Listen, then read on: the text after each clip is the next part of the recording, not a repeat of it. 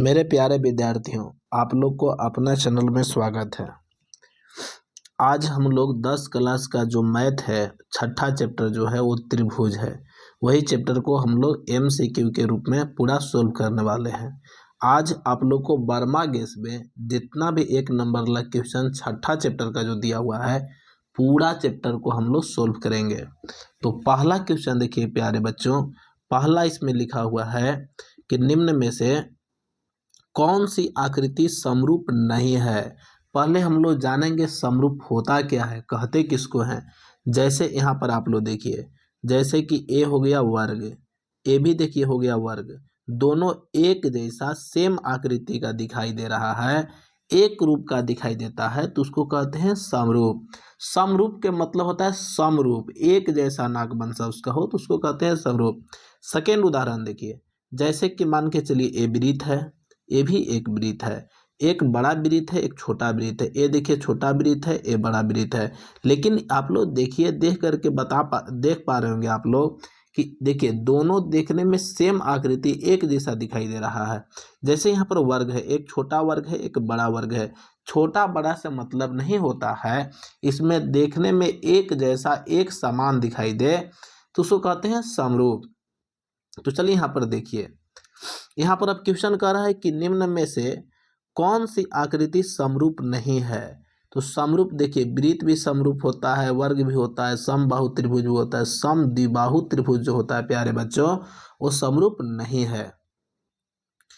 Question number 2 इसमें कह रहा है कि सभी वर्ग क्या होते हैं। सभी वर्ग, जैसा कि हम फर्स्ट में ही बताए कि ए वर्ग हो गया, ए वर्ग हो गया, सभी वर्ग जितना भी वर्ग है प्यारे बच्चों, वो सभी वर्ग समरूप होते हैं। क्या होते हैं? समरूप होते हैं। तो इसका बी सही हो जाएगा।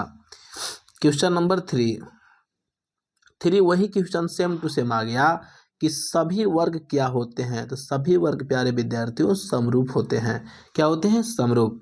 क्वेश्चन नंबर 4 लिख रहा है कि सभी त्रिभुज समरूप होते हैं। तो जितना भी समबाहु त्रिभुज है, सभी समबाहु त्रिभुज समरूप होते हैं। क्वेश्चन नंबर 5 कह रहा है कि दो भिन्न त्रिज्या वाले वृत्त हमेशा होते हैं। दो भिन्न त्रिज्या वाले, ये देखिए बड़ा हो गया, ये छोटा हो गया, अलग अलग त्रिज्या वाले हैं। आप लोग देखिएगा तो यहाँ से लेकर त्रिज्या इसका बड़ा है, इसका छोटा है। अलग अलग त्रिज्या वाले जो वृत्त होते हैं ये भी समरूप एक जैसा दिखाई दे रहे हैं, तो ये क्या हो जाएंगे? समरूप हो जाएंगे। क्वेश्चन नंबर 6 कह रहा है कि सभी समबाहु त्रिभुज होते हैं।